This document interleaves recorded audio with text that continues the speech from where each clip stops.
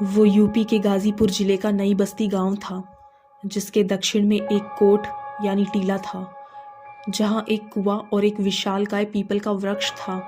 अक्सर दूर दराज से मुर्दों को लेकर आने वाले रात्रि होने पर यहाँ ठहरते थे। शायद इसी वजह से यहाँ के लोगों ने इसका नाम मुर्दा सराय रख दिया। सराय का अर्थ ही होता है छावनी, ठहराव। खैर, ये तो हुई इस जगह की भूमिका। आगे दिल धड़कने वाला है, जरा संभल के। वो पूस मास की अमावसी काली रात थी। वो 8-10 आदमी थे, जिसमें 4 व्यक्तियों के कंधे पर वो मुर्दा था। बाकी 6 लोग राम नाम सत्य है करते चलो आ रहे थे। तभी एक अधेड़ उम्र का व्यक्ति बोला, अरे भिरगू, सुन रहे हो? हाँ हाँ, कहो चाचा, भिरगू बोला। भैया, अभी गंगा माई यहाँ से 4 कोस दूर है और इस कालिक जैसी अंधियारी में कुछ सूझ नहीं रहा। ऐसा करो भैया, मुर्दा सराय में ही मुर्दा उतार दो और खाने पीने का बंदोबस्त करो। पिसान आलू है, लगन दो लिट्टी चोखा। सुबह 4 बजे जब सुकवा उगेगा तो देखा जाएगा। वो हो जाएगा बचई काका। ये उतारो रे मुर्दे को और ढिबरी जलाकर मुर्दे के पैताने रख दो, रंजीत बोला। उपले की आग पर लिट्टी और भीतर आलू डाल दी गई। सभी मुंह हाथ धोए तब तक लिट्टी चोखा भिरगू तैयार कर दिया। सबको कागज के टुकड़े पर चोखा लिट्टी परोसा गया। सब खाए पिए और कहानी किस्से में कुछ रात बिताई।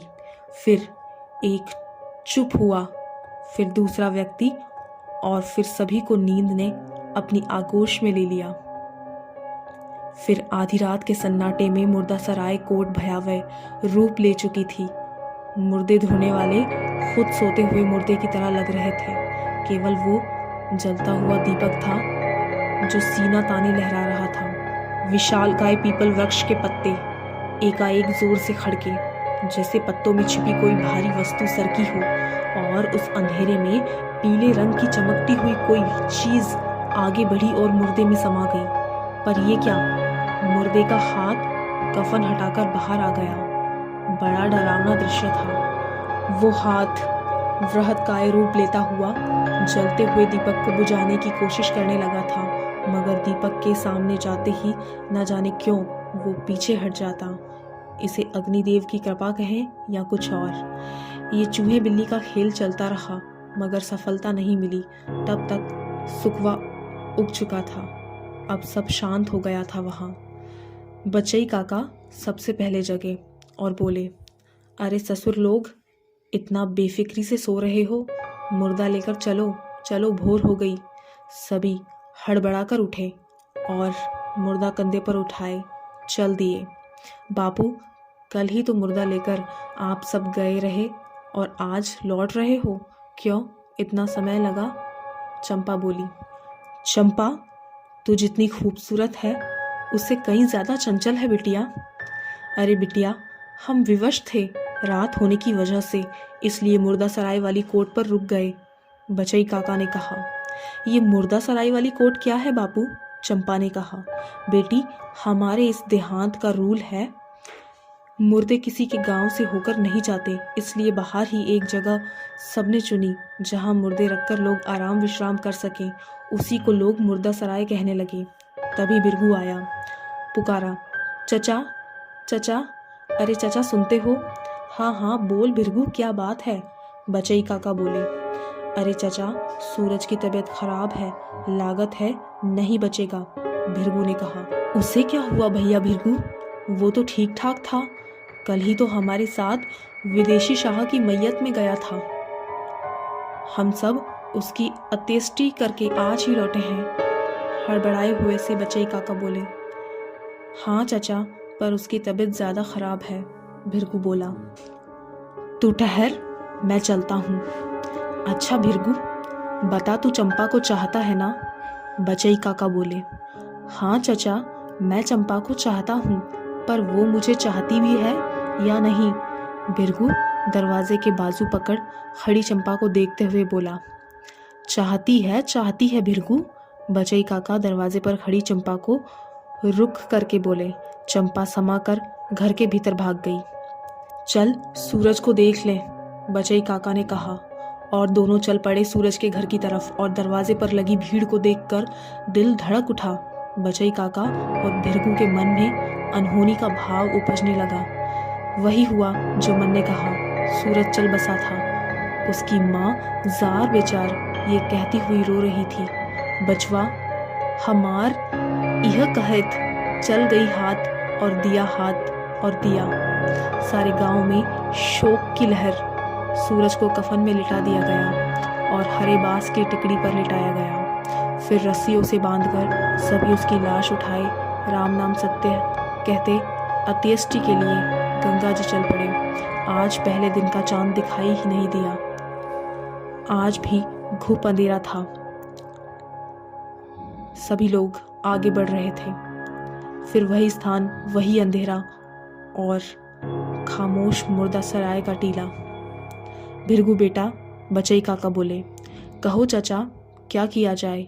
भिरगू बेटा, सब मान जात हैं पर पेट नहीं मानत हब। कुछ खाना पीना बना लो सब है। अंधेरा काफी हब। लाश यही मुर्दा सराय के टीले पर उतार दो। सबने मुर्दे को वहां कंधे से उतार दिया और ढिबरी जला दी गई। लिट्ठी आलू उपले की आग पर सिलकने लगी। तभी सभी कुएं से पानी खींचकर मुंह हाथ धोए और खाना परोसा गया।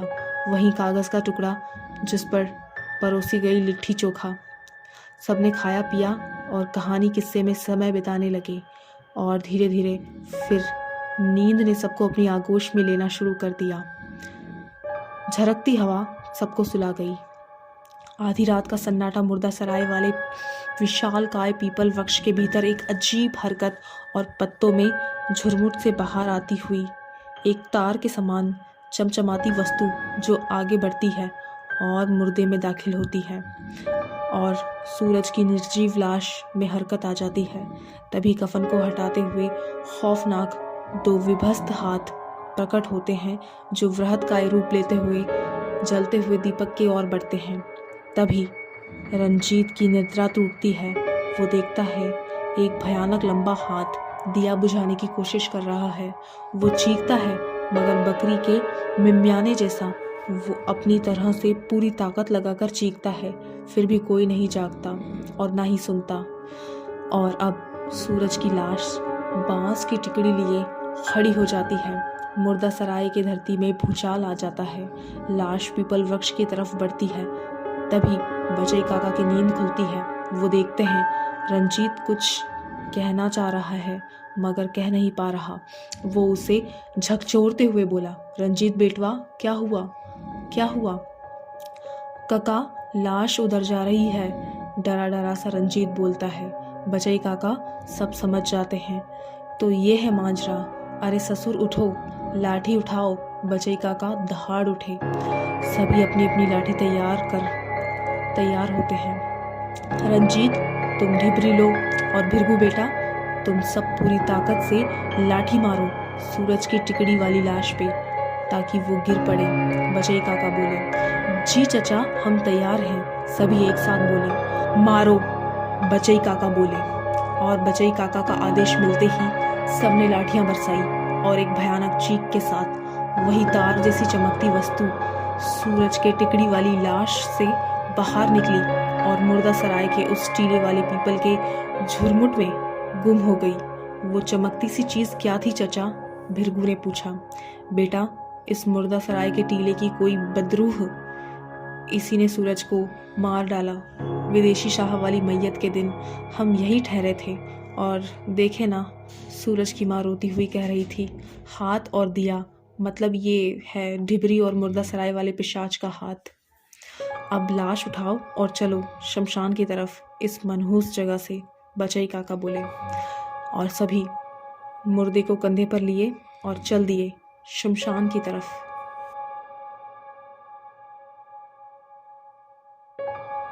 शाहबाद रियासत छोटी मध्यकालीन इस्लामी रियासत थी जो मुगलों के पतन के बाद बनी और भारत के स्वतंत्र होने के बाद ख़त्म हो गई थी। शाहबाद के शासक ईरान से भारत आए थे मुगल दरबार में काम के लिए।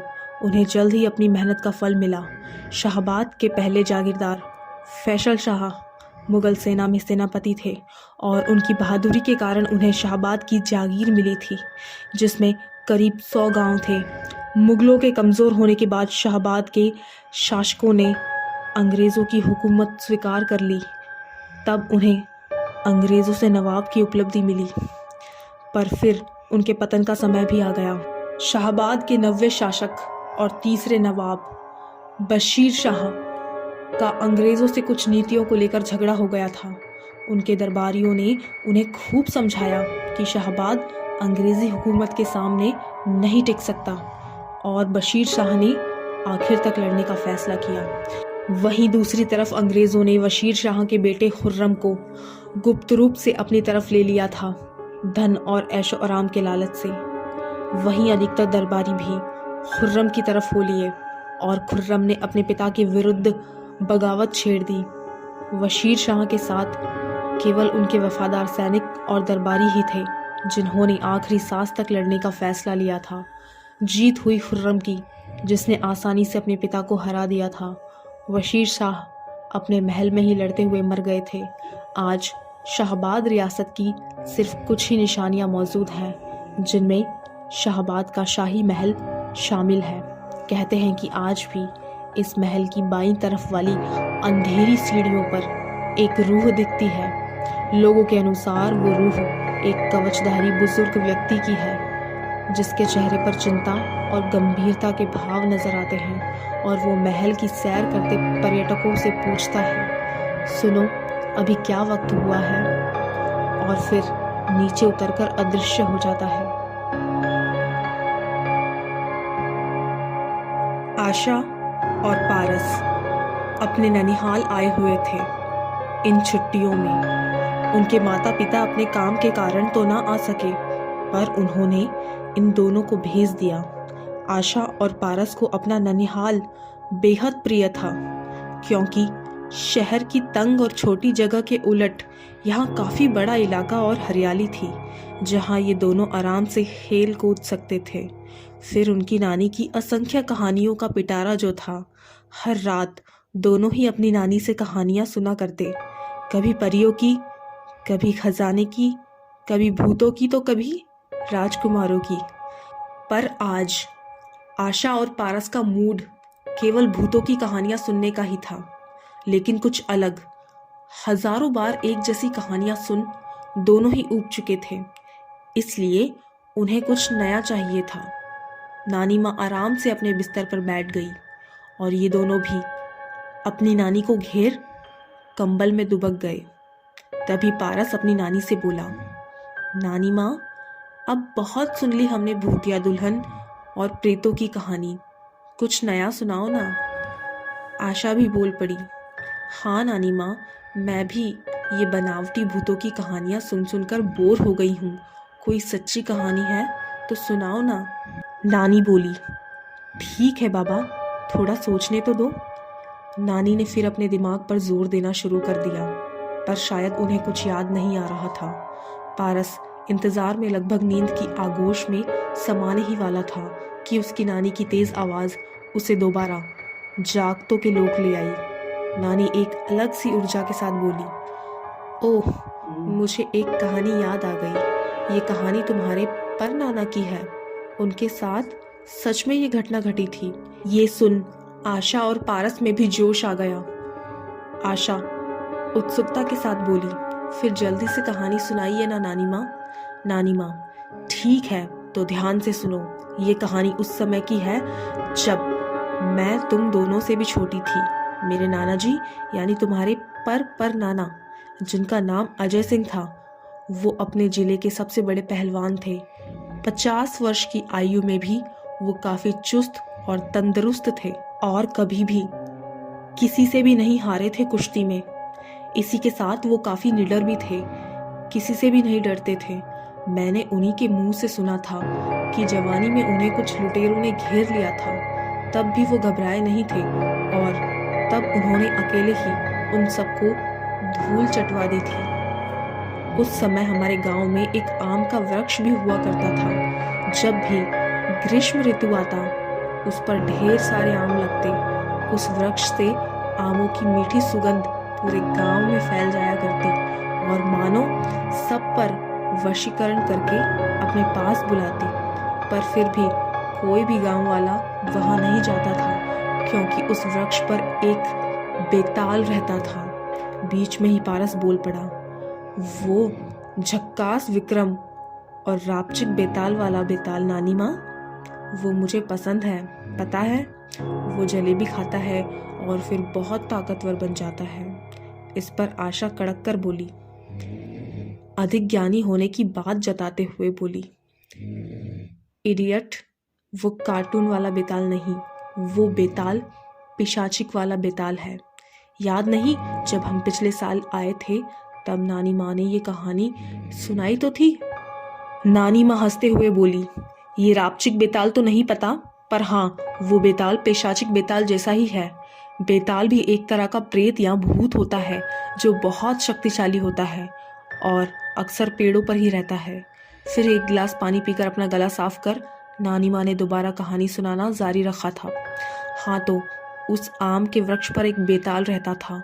वो बेताल किसी को भी अपने वृक्ष के आम खाने नहीं देता था और ना ही उसके नीचे सोने या बैठने देता था। इसलिए सब उस वृक्ष के पास जाने से भी डरते थे। कहते हैं कि उस वृक्ष के नीचे एक शराबी ने पेशाब कर दिया था, जिसके बाद वो पागल हो गया था। तो एक दिन मेरे नाना अपने दोस्त यारों के साथ बैठ गपशप कर रहे थे कि तब उनके बहादुरी के किस्से शुरू हो गए। उनका एक दोस्त बोला, याद है ना वो पास के गांव में जो मेला लगा था कुछ वर्ष पहले, उसमें एक पागल सांड उधम मचा रहा था। तब अजय ने ही अकेले उस सांड से मुकाबला किया। जब सब डरकर भाग रहे थे तब यही अकेला खड़ा था और ठीक सांड की आंखों में देख रहा था। फिर दूसरा दोस्त बोला, अरे ये तो कुछ भी नहीं, जब ये जवान था तब हम दोनों नदी में तैरने गए थे, पर फिर अचानक से मगरमच्छों ने हमें घेर लिया था। मेरा तो पेशाब ही निकल गया था। पर ये अजय, इसकी शक्ल पर ना तो चिंता की एक लकीर थी और ना ही खौफ का पसीना। ये तो उल्टा मुस्कुरा रहा था। इससे पहले मगरमच्छ इस पर झपटता, ये उस पर झपट गया और उसे उठाकर पटक दिया। वो करीब 7 फुट का मगरमच्छ रहा होगा, 2 इंसानों जितना वजनी, पर इसने तो मगरमच्छ को खिलौने के माफिक उठा लिया था। अपने साथी का ये हश्र देख बाकी सब मगरमच्छ भी वहां से भाग गए थे। अपनी तारीफें सुन मेरे नाना फूले नहीं समा रहे थे, पर उनके एक मित्र ने उनसे कुछ अजीब कह दिया, जो तारीफ कम और चुनौती ज्यादा थी। वो व्यक्ति बोला, अगर ये इतना ही निडर है तो उस आम के वृक्ष वाले बेताल से सामना कर बताए तो मालूम। ये सुनते ही मेरे नाना वो चुनौती स्वीकार कर गए। वो कभी किसी चुनौती से डरते नहीं थे और उसका सामना डट कर करते थे। उन्होंने उसी रात उस आम के वृक्ष के नीचे सोने का फैसला किया। मेरी नानी और समस्त घर वालों ने उन्हें बहुत रोका, पर मेरे नाना नहीं माने। वो निकल गए आम के वृक्ष के लिए। वो आम का वृक्ष गांव के एक कोने में एक टीले पर था और उसके आसपास कई अन्य वृक्ष भी थे। वहां आसपास कोई भी नहीं रहता था।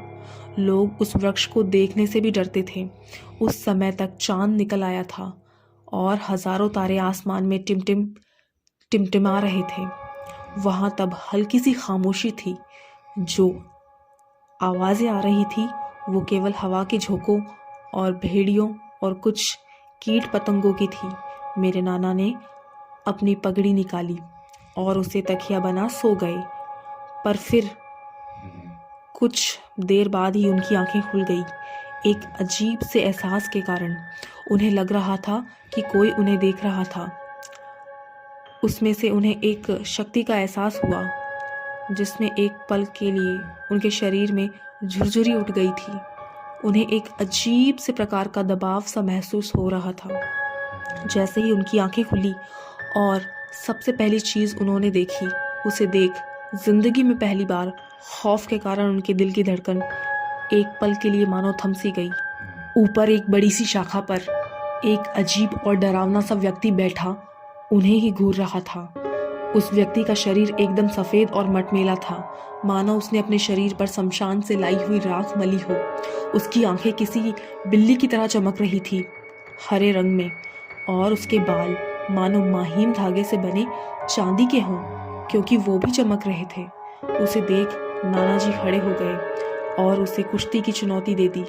वो बेताल भी नीचे उतर आया, पर वो किसी शिकारी जानवर की भांति अपने हाथ और पैरों के बल खड़ा था। फिर उस बेताल ने एक दवनी सियार सी आवाज निकाली और नाना जी पर कूद गया। नाना जी ने भी पूरी शक्ति के साथ उसका सामना किया। उस बेताल के नुकीले नाखूनों ने नाना जी के शरीर पर कई सारे घाव कर दिए थे, पर नाना जी भी एक जोरदार मुक्का दिया और एक ही बार में उस बेताल के सारे नाखून तोड़ डाले, जिस कारण उसने दर्द भरी एक चीख मारी जो 100 सियारों के एक साथ रोने की तरह थी। नानी माँ की कहानी सुनते हुए पारस कल्पना की दुनिया में इतना डूब गया कि वो प्रत्यक्ष अपनी आंखों के सामने अजय सिंह और उस खतरनाक बेताल को लड़ते हुए देख पा रहा था, मानो जैसे टीवी पर WWF देख रहा हो। उसे देख वो इतना रोमांचित हुआ कि अचानक ही कूद पड़ा और धड़ाम से बिस्तर से नीचे गिर गया। वो तो अच्छा था कि वो एक गद्दा रखा हुआ था, इसलिए उसे चोट नहीं आई। अपना सर मलते हुए वो वापस बिस्तर पर आ गया। नानी कहानी सुनाना दोबारा शुरू की। वो लड़ाई घंटों तक चलती रही, कोई भी हार नहीं मान रहा था। नाना जी को पहली बार में इतना तगड़ा प्रतिद्वंदी मिला था।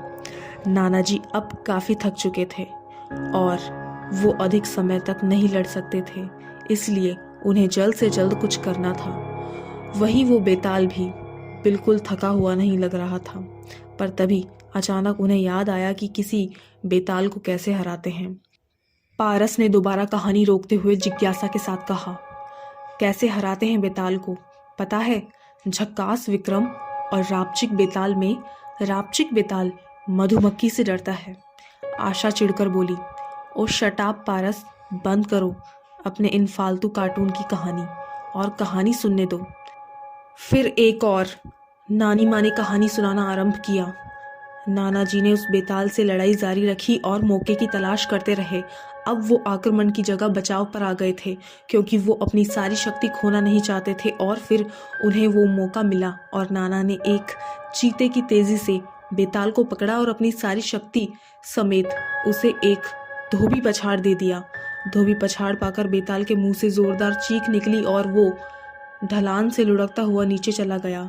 नाना जी भी जल्दी से नीचे गए, बेताल को उसके पीठ के बल लेटा दिया और इसी के साथ नाना जी बेताल से जीत गए। कहा जाता है कि बेताल जिस वृक्ष पर रहता है, यदि वो उसके पास हो तो वो काफी शक्तिशाली होता है, पर अगर हम किसी कदर बेताल को उसके वृक्ष से दूर ले जाएं तो उसकी शक्ति काफी कम हो जाती है। और यही नाना जी ने किया। बेताल को धोबी पछाड़ देकर उन्होंने बेताल को ढलान से नीचे फेंक दिया ताकि वो बेताल अपने वृक्ष से दूर हो जाए। फिर उसके कंधे जमीन पर लगने के साथ ही नाना जी जीत गए।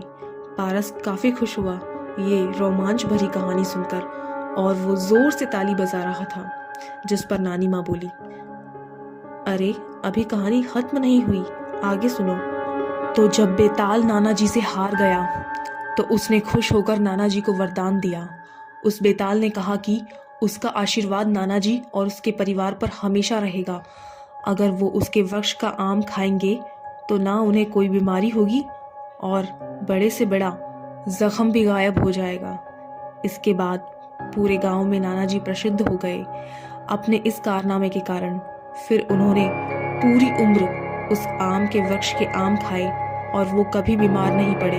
उनकी मृत्यु किसी बीमारी से नहीं बल्कि प्राकृतिक तरीके से हुई थी। वो करीब 102 वर्षों तक जिए थे। इस पर आशा जिज्ञासावश पूछ पड़ी, तो नानी माँ, कल हमें उस आम के पास ले जाइएगा, हम भी उसके आम खाएंगे और स्वस्थ रहेंगे, फिर हम आराम से जंक फूड खा पाएंगे। ये सुनते ही नानी माँ के चेहरे पर दुख से हल्के भाव आ गए। अफसोस बच्चों, वो वृक्ष अब नहीं रहा। काफी समय पहले उस आम के वृक्ष को काट दिया गया था, गांव के सड़क निर्माण के समय।